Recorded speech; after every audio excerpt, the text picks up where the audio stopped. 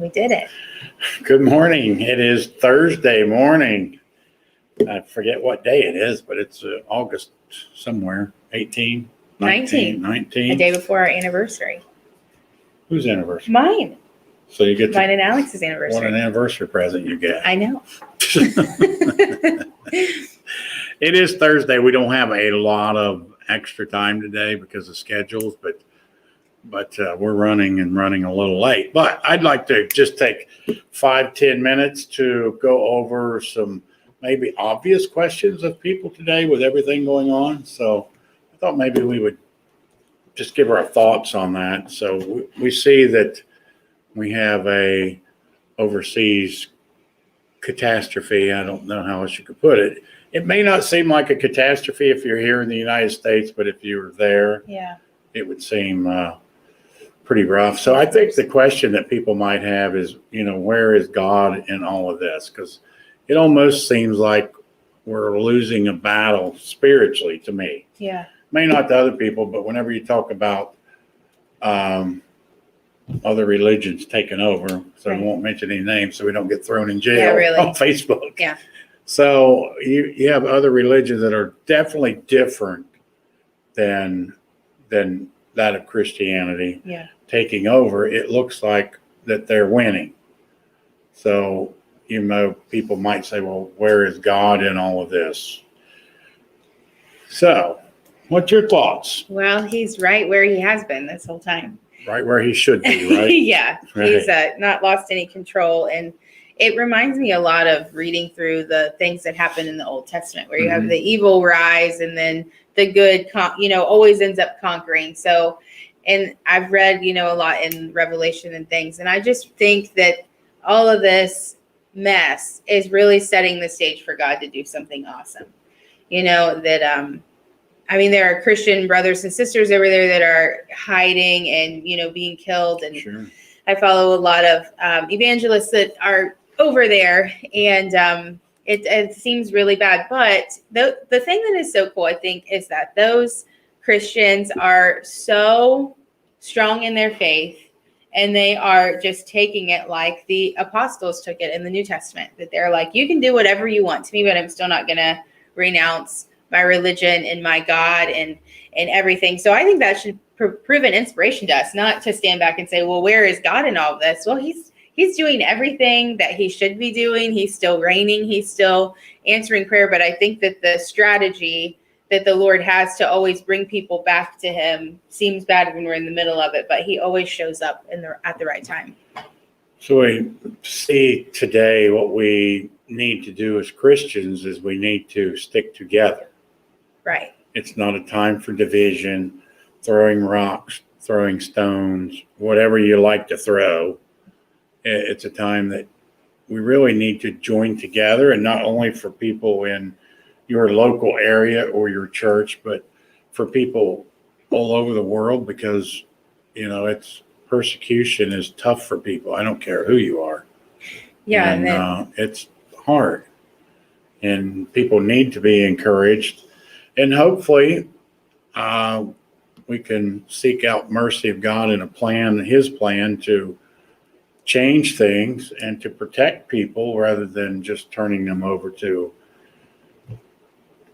somebody else to do with what they want because they almost felt like it.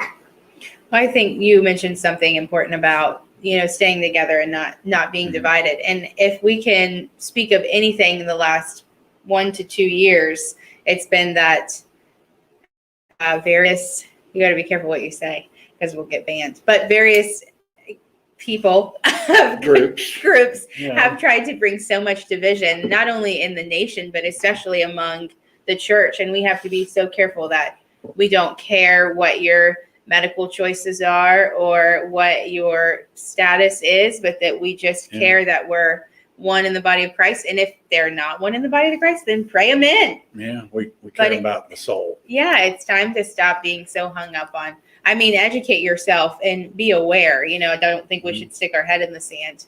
At this time, I think we need to be aware of the strategy of the enemy, but to not let it overtake and continue to divide us. Because, one puts 1,000, two puts 10,000. Imagine what we could all do in the church if we truly were united.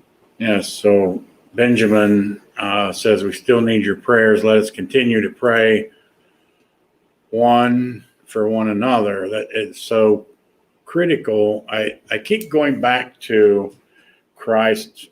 You almost call it a parable. He said, a house divided Yeah. cannot stand. So I think that our enemy has picked up on that and said, well, if a house divided can't stand, then all I have to do is divide the Christian house. Yeah. So who's the cornerstone of our house is obviously Christ. That's why we're called Christians. Mm-hmm. And he is constantly working on that parable. Yeah. Anytime I can divide people in a church, so you people that have aught against one another, I'm going to tell you what the Bible tells you to do. Yeah. Go to the altar, leave your gift, and go away. Go away and reconcile. So if you think it's okay not to reconcile, then you need to read the Bible and do what it says rather than trying to have it cloaked for your sin. What did Christ say was a cloak for your sin? He said there is none. So that means you can't put a coat on over top of it and hide it because it doesn't exist. You know what I've realized lately is a lot of times we think we feel justified in, certain things. Oh, yeah. And so then we decide, well, we can continue to be divided, or I can continue to feel this way because I'm justified. But, I have learned recently that it doesn't matter how I feel, and I find comfort in knowing that Christ obviously created us with our feelings and our emotions. So he knows how I'm feeling.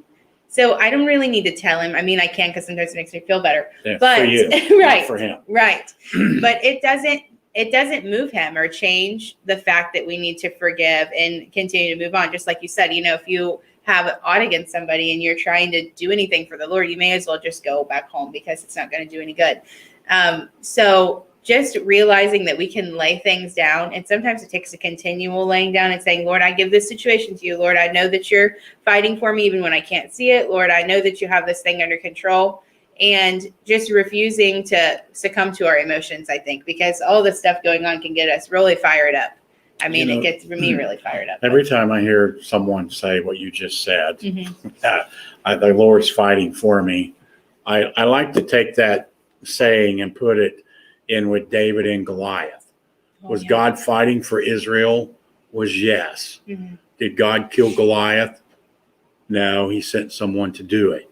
So when you say he's fighting for you, doesn't mean he's going down there and fighting it. Yeah, that's true. It's giving you the ability to fight for yourself with him at your aid. Did God guide the stone? I believe he did. Yeah.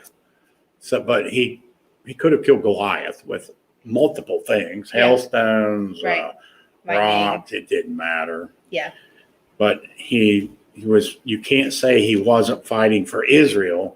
But Israel stayed there for 40 days listening and being heckled by Goliath till somebody said, I will show you what it means for God to fight for you. Yeah. Not sit down. It means get out there, do some work, band together. If the whole army would have went down and fought, they would have won. Yeah. But they sent one person that said, I'll show you what it means for God to fight for you. Yeah. So just clarity, because it's one of my pet peeves is I can stay home. God's fighting all my battles for me. And I'll just sit here. And it's, can we relate that to Joshua or David or Saul or Moses or Noah? Which one of them are we going to relate that theory to? Yeah. So just one of my things, I guess. He definitely leads and guides, but it's up to us to do it. I'm thinking that's about where faith comes in. Right. You don't have to have any faith to do nothing. Right. And I got a revelation the other day. I think I texted you when I got it. But that, the Bible says that we're saved by grace through faith, not by works, lest any man should boast. Right. But then it also says that will be judged by our works. Yes, it does. I just had like a brain explosion moment because I thought, it's not very often that we hear this other part. We hear, well, we're saved by grace through faith. Yeah, thank God we are, because nothing we could do could ever, get us to that place. But if that saving grace doesn't propel such a change in us and such a difference, then when we get to the end and we're judged by our works, I think, and this is just my opinion, obviously you really weren't saved in the beginning, because when you truly are saved and born again, then there is a difference, and your works can't help but be different than what they were before. So I thought, well, you know, it's great to say we're saved by grace, which we are. But if that saving grace doesn't propel a difference, then you might want to make your way back to the altar, because that could be a problem. When you get to the judgment, it could be an issue. If you say there's a change, then the change will show itself. Yeah, and Paul said to know to do good and do it not, you know, and should we get saved and continue sinning? God forbid, he said. Right. So you could find that in Galatians. That's my favorite book of the Bible. My favorite book of the Bible is the book of the Bible. Now that's a cheat answer. Well, I guess it is. We have to take off. We never got into a lot of biblical verses, or did we? Well, we kind of did. We kind of got into quite a few, so I have to apologize and run today early. So encourage somebody and be encouraged, and may God bless you and help us all. Pray for one another. Pray for our friends in Africa. Yes. Pray for our friends in Saudi Arabia, all over the world. We all need to stick together and learn what it means to love one another in a true sense, not in a sense that is without any works. Last comment? I think that was good. Just All right. continue to stay united. We love you. Yes, we do.